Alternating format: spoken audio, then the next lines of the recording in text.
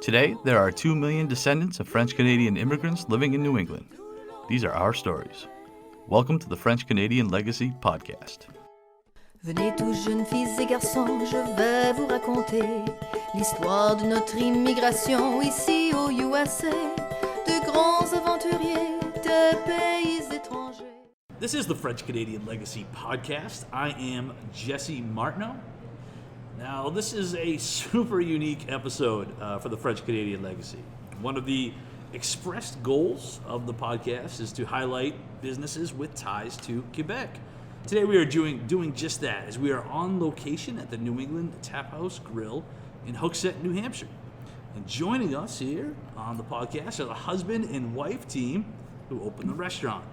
Dan Lagueux and Valerie Vanasse. How did I do with the pronunciations first? Perfect. Anywhere close? Good. Not too bad.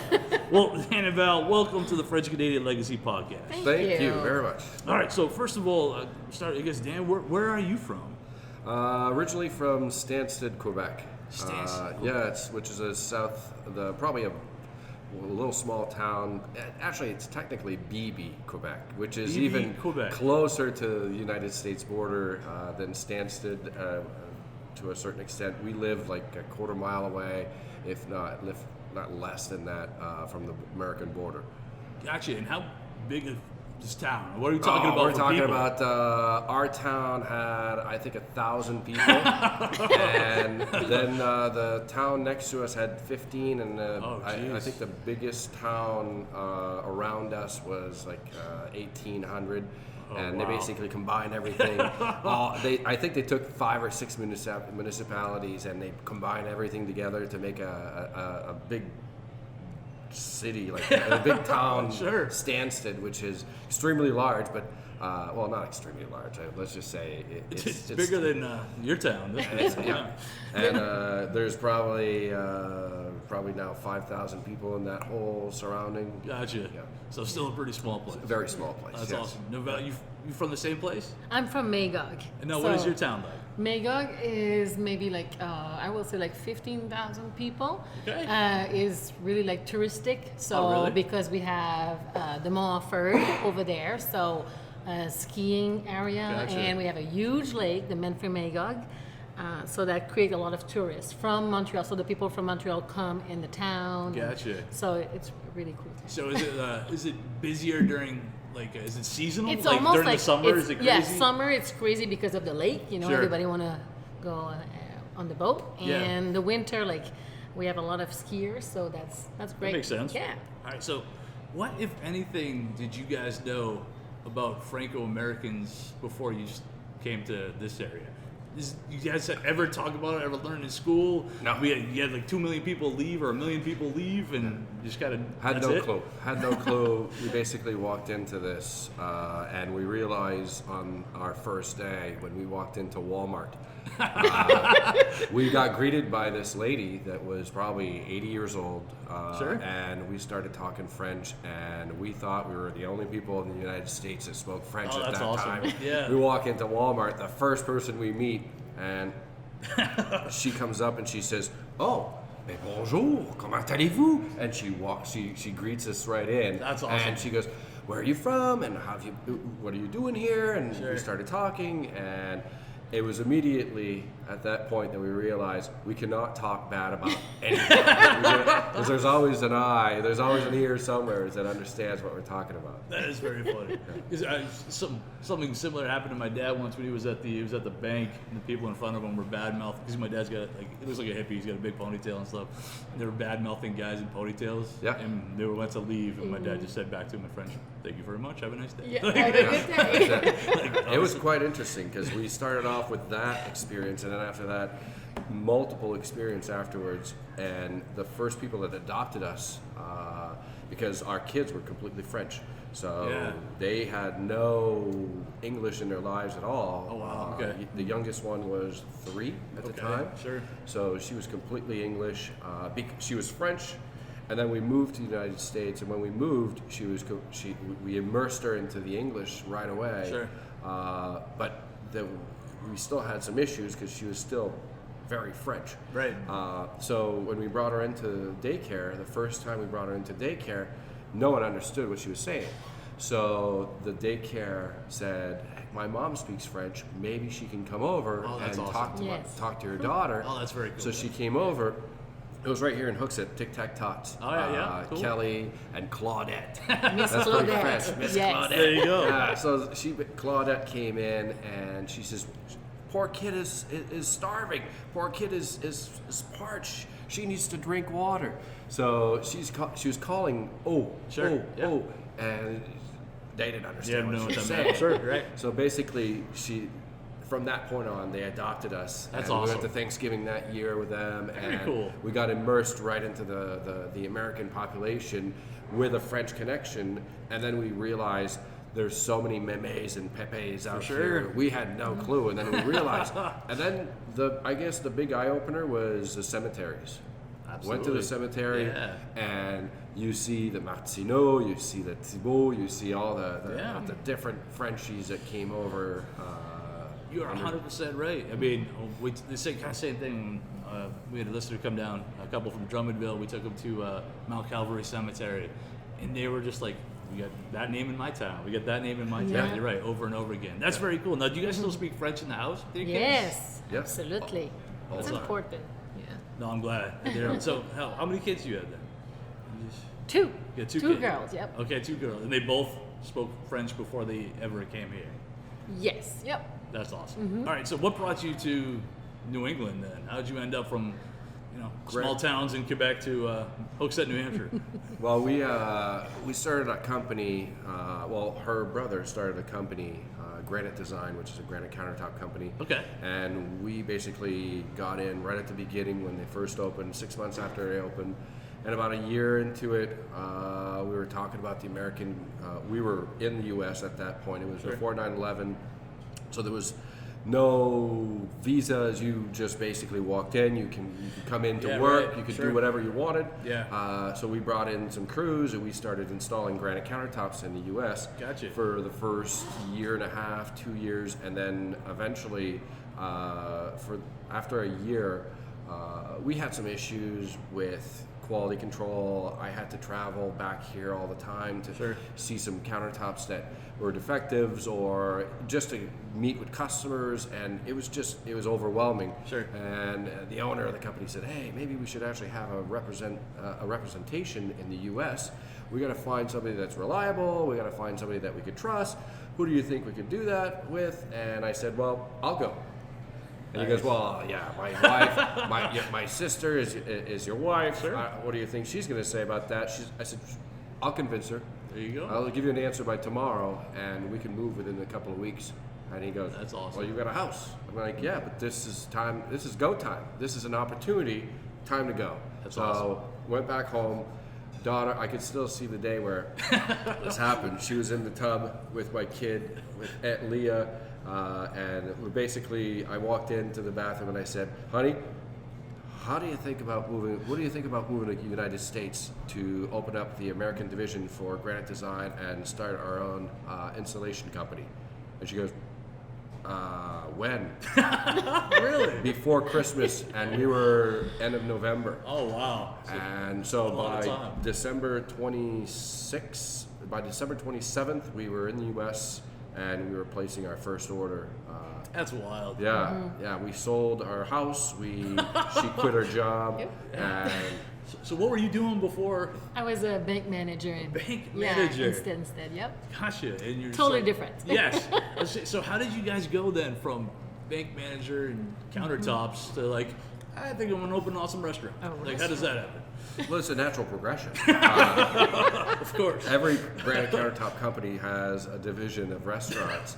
There you go. No, we walked in one day and my daughter, the oldest one at the time, was crying by her bedside. This was about, I'd say, 8 years ago, 8.5 years ago. And she was crying, and I walked by their bedside, and I asked her what's wrong, and she goes, well, I wanted to be a famous soccer player, and my friends are all telling me I can't. And I said, but you know what? If you have a dream, don't let anybody tell you what you can and can't do. Full force ahead. Sure. You do what you want. And if you've got a passion, don't let it go. So she goes, well, what's your passion? What do you want to do? Oh, that's what's awesome. your dream? Turned it on you. And I said, well, my dream was always to start a restaurant with Valerie being the server, and I was the chef. And I'd go and dive during the day, grab the lobsters, do my thing, and prep the meals, and right in Jamaica or in a hot place, rent kayaks during the day while, it was just like the retirement opportunity. Yeah. And so I said, I want to start a restaurant. And she says, well, why aren't you? That is so awesome. So I didn't have a choice at that point. I started crying. I cried and cried, and she says, well, why are you crying? I said, because Dad has been telling for the last 5, 6 years, 10 years, Dad's been telling everyone that they need to take their lives in their own hands. Sure. They need to embrace change. They need to actually be somebody that's powerful, that's a leader, and to take their lives into their own hands. And Dad has failed to do that many times because he's just the average Joe that's working for somebody else that doesn't have, he doesn't have any guts to change because he's afraid of change. And I think that right now, I think it's time for Dad to change and to show you what it is, to be vulnerable into something that he doesn't understand, and he has never done this before, but I'm going to prove to you what it is to be vulnerable and come out successful. I mean, that is an enormous risk. That was the biggest Yes. risk, and then we burned our ships, and we said, I went downstairs, started watching videos, started buying books, and immersed myself while I was working for the other company. I was working at least 40, 50 hours a week for the other company, Sure. and I was working another 20, 30 hours a week at nighttime just to get the plans done, to get the idea, the concept.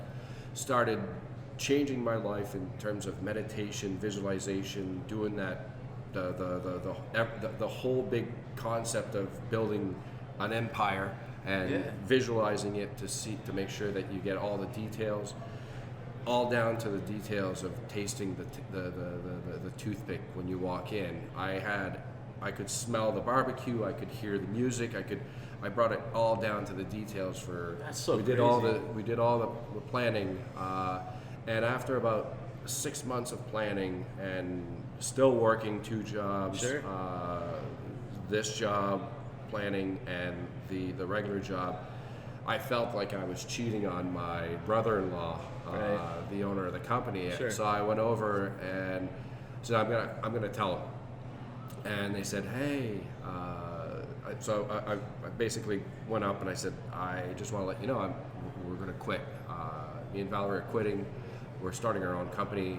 So they were a little upset because we were pretty much their right-handed people right of here. course, yeah. We ran a pretty big business in the U.S. for them. It was originally at one point the biggest part of their business. So when we moved, we took away their opportunity to have that strong base in the U.S. So it was a pretty challenging for them to get back up and do things. But we gave them 6 months notice, and then Sure.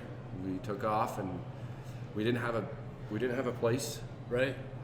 because at the time where I said that I was quitting, that same day, the owner of the business that I was supposed to go into and partner up with at the time came up and said, it's not going to be possible. We're not going to be doing business man. together because the Liquor Commission doesn't want to have a brew pub along with a restaurant under one license. It has Okay. to be, they don't want to have a brewery and a restaurant under one license. It has to be a brew pub, and if it's a brew pub, I'm the owner of the brew pub, and I'm going to give you money on as a marketing, and you could run your restaurant in my establishment. And I knew automatically that we were going to be blowing all of their numbers out of the water from our predictions. And so we said, you know what? We're just going to find another place. Immediately came here that same day, met with the owners of the building, Sure. and said, is there any possibility of renting this space? Is it still available? And he says, yes. So I came back home that same day after being told no. I said, oh, by the way, I just signed our house. I have a personal guarantee. I just did everything And we're going to be doing business in Hooksett. That's amazing. Yeah. I mean, I can't even. I mean, to me, it blows my mind that you guys had the guts to be like, I'm going to pursue something I know absolutely nothing about. Correct. That I've never worked in before, but I'm going to make it work and be successful. That is so cool. I love that. Reinventing is a bit like sleep. It's the only thing that really energizes you. That's awesome. It changed our lives. It really metamorphosized our whole family. It made us who we are today. I mean, I think I'm a better person today than I've ever been because I'm doing exactly what I want to do. That's so awesome. Now, for somebody who maybe has never been to the Tap House, explain what this restaurant's about. What would they expect what could they see, when they walk in through that door? My lovely wife should be telling that story. Yeah, well, when you walk in, you get automatic visuals. You have a beautiful keg cooler that has 48 beers. You can see all the kegs. You can see all the lines. You can also see an aging keg cooler right beside it where we age all of our stouts, all of our strong ales. We have 2 bars, 48 beers on tap. All of our food is made from scratch. We have an open kitchen, and we have a 250-seat restaurant, but we can separate it so it doesn't always look, it doesn't look empty when, like on a day like today where we've got a massive storm, 250 seats, we would look empty. So we shut down half of the restaurant, and no one knows that there's another half unless you're a regular. Right. Yeah, so we do everything from scratch. We have everything from your burgers to your steak to your poutine and your Montreal smoked meat. That's right. I saw that. Yeah, we actually do. We used to use frozen fries for all of it because it was too overwhelming to do hand-cut fries. Sure. And every year we'd go to the Deerfield Fair and we'd do our hand-cut fries, and people would come back and they'd say, "This is not the same poutine we had at the Deerfield Fair. What's wrong? What's different? I can't realize what's different." And then this year we said, you know what? We're gonna do it, but it's 1,000 pounds of French fries a week that we have to hand. That's a lot of fries. Just for one dish.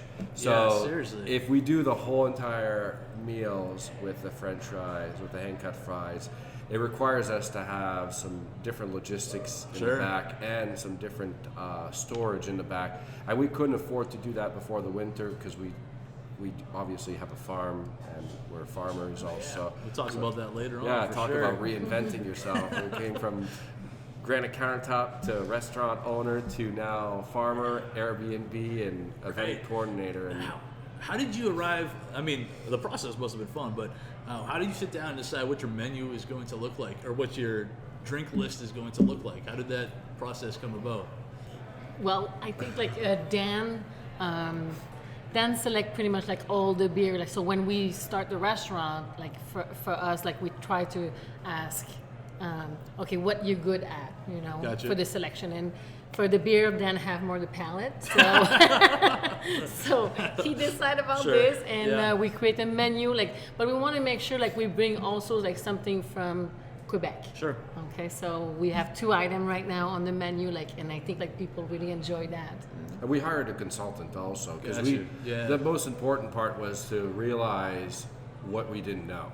Right. So we hired a consultant firm, and we basically started off with that, and they steered us into a direction, and we said yes, no on this, yes, and we moved forward on that. And as we went along, the menu changed on the first month. Oh wow, okay. It was a shotgun approach. We didn't know exactly how the market was going to react. The same thing for the beer. We started off full shotgun approach with a little bit of every category, and then when we saw that people were not going into a specific category, like the Belgians at the beginning, no one touched the Belgians. Everyone was off the Belgians. They were all, and a lot of people were into the domestic beer. So the Bud Light was our number 1 beer for many years.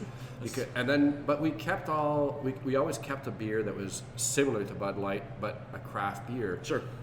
So we could say, hey, you like Bud Light? Here's a sample of this. Try this, and that's how we upsell. And for the menu, every month we would go back and watch our P-mix, our product mix, and see where we're at and what's good, what's not good, and why are we holding on to this item. And we were so small, we were only 2 people, that we could just say, hey, you know what, let's reprint another menu and change this and change that and put it back. And eventually we got it right. And just like other restaurants, because we actually did all of our market research.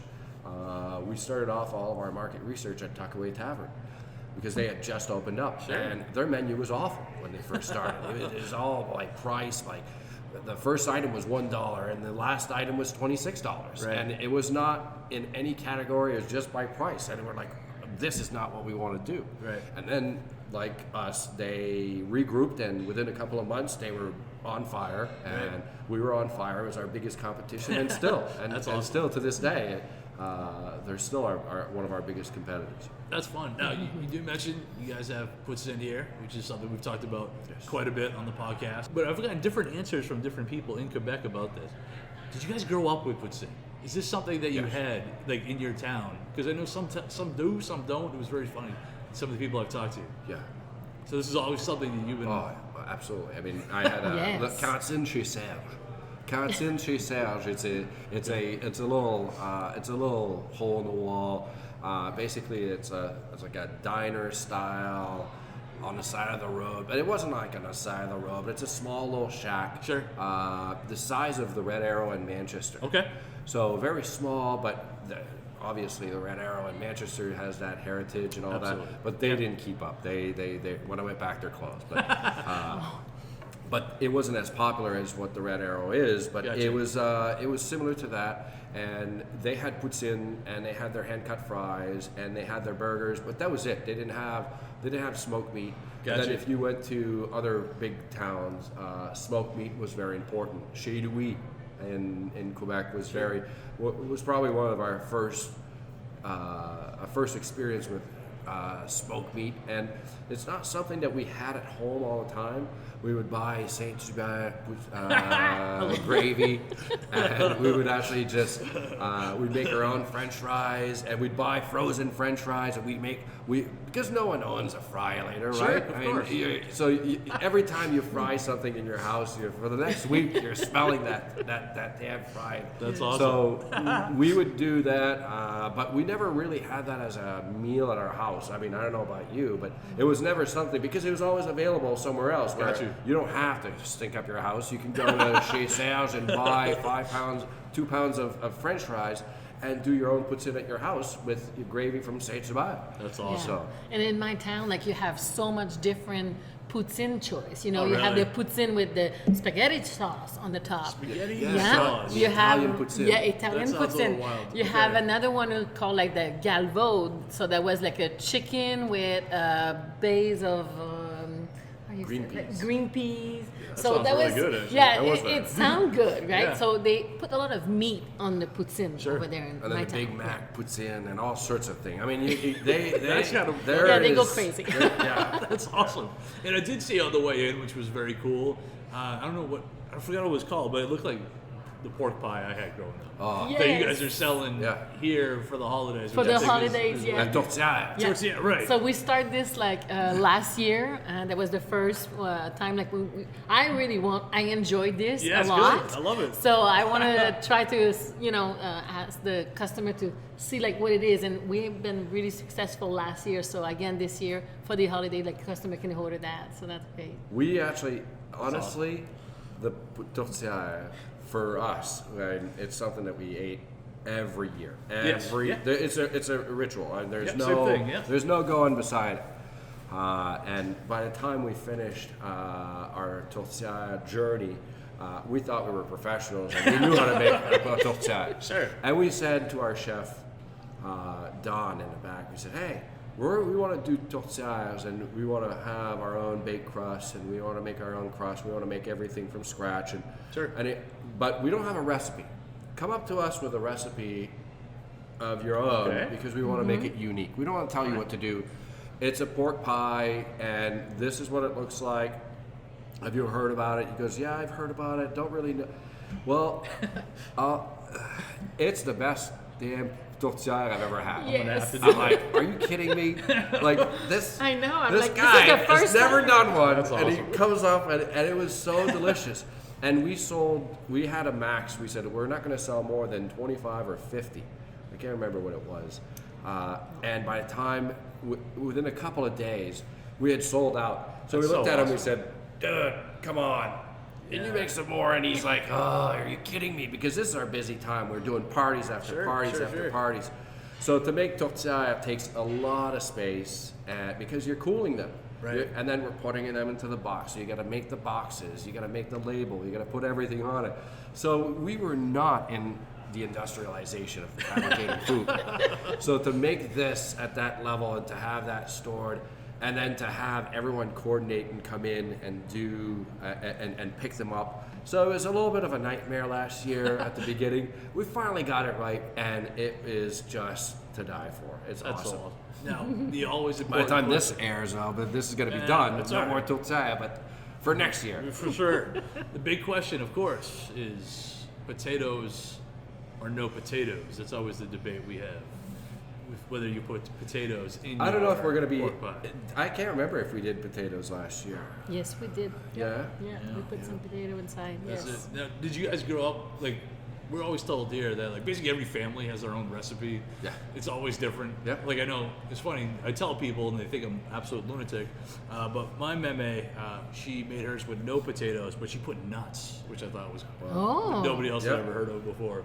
But yeah, so is that kind of the same thing you Same experienced thing. growing up? Like, every holiday, every family's bringing their own Yep. recipe pork pie to the table. Absolutely, and That's it's awesome. I would say it's the same. And in certain regions, they have like the Totsai de Lac Saint Jean. Sure. It's a 7-layer. Oh, wow. And it's a very thick, and it's not nearly as it's a lot more complex than a regular Totsai. Okay. And then it's a bit like saying, "How's your chili?" Right. Oh, I It's understand. the same exact I thing. got that. That's Yeah. cool. Recipes for chilies are Sure. so diverse. The same thing for Totsai. Oh, that's awesome. Yeah. A lot of family doing it with deer. So half Oh, deer, okay. half pork. So that's awesome. Never had trend. that. Yep. I'm willing to try Pretty any of good. those. Sounds amazing. I love. Yeah, same thing. Growing up, we could not have Thanksgiving, New Year's, Christmas. You had to have a pork pie on the table. Switching gears a little bit, maybe you can tell us what is Hipp Farm. Well, Hippie's Farm is it's a transformation that happened about 2 years ago. We had the opportunity to somebody offered us a piece of property, and it was about 275 acres, and it just had me dreaming because it was supposed to be a big deal. It's like, oh yeah, I've got this great deal for you. It ended up being a lot more expensive than what we expected, like 3 times the price of what we were expecting. So by then it was we had gone back and forth with him, and we thought that he was bleeding and he was struggling and he wanted to get out of it and he wanted to dump it. And so we were like, we're willing to take you on as an employee, and we're willing to do certain things with you, and take, you could still stay on the property and be the property manager and all that. But it was too big. It was way too expensive. But at that time, I'd created that spark in my imagination that I could become a farmer. The next spark. Yes. Yeah, and I could become a food supplier for our own restaurant. That's awesome. And it was also the fact that one day I walked into the back of the storage, and I saw a potato, and I think it was October or November. October it was, and the whole box was like, it looked like it was a last year's potato, and I'm like, what happened with this? Yeah, we're returning it. I'm like, why are we getting potatoes like this? Sure. Well, it's October. We should be getting fresh potatoes. This is not last year's potatoes. Well, we never know. So I said, you know what? I'm going to start my own restaurant, my own farm. That's awesome. That deal fell through. Okay. And then we saw property on Route 3A and 191 West River Road, right next to Giovanni's on Route 3A, and it was 5.5 acres. It was an old farmhouse, 1860s, with a barn, and we looked at the property and we said, you know what? Do you think you could do something here? And she's like, I love the place. I think we could rent it for weekends, and we could do a wedding venue here, and we could do all of our gardens in the back and serve the tap house with all of our fresh food. And it was a far-fetched idea. It was the most ludicrous idea that we've ever had. It was like More than starting a restaurant because we were making money. And Oh, sure, it was like, of course. it doesn't make sense to go and be a farmer and to be poor, because farmers work really, really hard for their money. Yeah. And so we said, you know what? First year, second year, we're just gonna scrape the bottom of the barrel, and we're gonna struggle, and it's gonna be hard. And are you willing to do that? We're like, you know what? We've got enough cash flow to support a little bit of loss there and invest into a property that's going to be ours, unlike a shopping center where we rent, you're leasing the property. Sure. You don't have any collateral. So we said, let's invest into our future and do something that we've never done before and reinvent ourselves again. So we went after it. That's awesome. Hired Dan Bernsteel, which is our farm manager, that started laying out the farm. Then I laid out the big scars on the property for irrigation, for electricity, and did some parking lots. And last year in March, this year in March, we got certified organic. So, very cool. And then we are now on our third greenhouse. So we have 6,000 square feet of greenhouses right now. We're growing all of our vegetables during the winter. We're putting in a processing plant in the back of our three greenhouses, and we're doing basically all of our vegetable processing there. And we're also utilizing the oil from the tap house, the used frying oil, Sure. and we're filtering that, and we're using that to heat That's awesome. to use for the boilers and to heat the greenhouses. We also install a gas system, a ground to air heat transfer system in the high tunnels, which takes the heat from the top of the tunnels and shoots it down underground into crushed stone beds, and it's across the entire 100-foot length, and it comes out and it's cooled at the other end. So what you're doing is you're taking your hot air, instead of exhausting it outside and removing that heat heat and wasting that heat, we're storing it underground, and at nighttime, when we're pushing that cold air from the inside of the greenhouse through those hot stones, it comes out at around 70, 75 degrees. Oh, wow. So we have about 4.5 to 5 hours, even 6 hours of free heat that we're getting before the temperature starts to drop to a point where we're now negatively charging the soil, and we're freezing the soil. Sure. But that's fine, and that's the way it works. That's so nutty. And then what we did also is we transformed the farmhouse into a Airbnb, and we've been renting. It's a 5-bedroom, 3,200 square feet. Now, I have to ask, this has been a blast. Started from absolute nowhere, opened a restaurant, knew absolutely nothing about farming, decided I'm going to open a farm. What's next? What's the future? I think this is it, right? Well, The wedding venue? the wedding venue is one. The breweries are debating right now, and there's a lot of breweries right now that are fighting for the same piece of action. Sure. I'm not quite sure that it's all going to be fun and games for everyone for the next 10 years. So I would like to get into the brewing part of it at Gotcha. one point. Sure. But primarily, I would say my next goal is to enhance the town that we live in and make it a better place. That's awesome. And utilize. We're doing some recycling. We're doing some we're taking all the waste from the tap house right now, and we're composting that. At one point, we're going to outgrow our property for that. So I want to be able to do some off-siting and utilize town property to be able to do a community composting, something of that nature, just to give back a little bit, because we're fortunate. I mean, we have the opportunity to be fortunate. And then standalone building for a tap house is in our cards. And if at one point our kids decide to go into this and invest their time and effort into this, I think that a tap house number 2 and a franchising opportunity That's awesome. would be. That's so great. And then if they do not decide to do that, then I have a concept of a semi-casual sandwich shop that would be a bit similar to a Subway, but with a sophisticated twist. It would Gotcha. be, Some Montreal smoked beef. everything made from scratch. Yeah, all of your smokers awesome. and all of your own breads and things like that. So yeah, Well, this is awesome. with a lot less people to handle. That would be my goal. There you go. Yeah. Well, this has been way fun. As we're just closing down, if somebody wanted more information on the tap house, on the farm, on getting that awesome place to have a wedding, where can we send them? Where should they look? So we have a website, and we also have Facebook. We're really active on Facebook. So the website, taphousenh.com. Very cool. And hippiesfarm.com. Very awesome. And then we will have some other offshoots of those companies that we're going to be for the wedding venue that have not been created yet, but soon. It's in the works. Yes. It's awesome. Well, I had a great time, and Valerie, this has been awesome. Thank you so much for joining the podcast. Thank you. Thank you. Now our fathers look at us and sigh with despair, to think that everything they love we simply do not share. But the spirit never dies, our culture will survive. Each of us must choose how much to keep alive.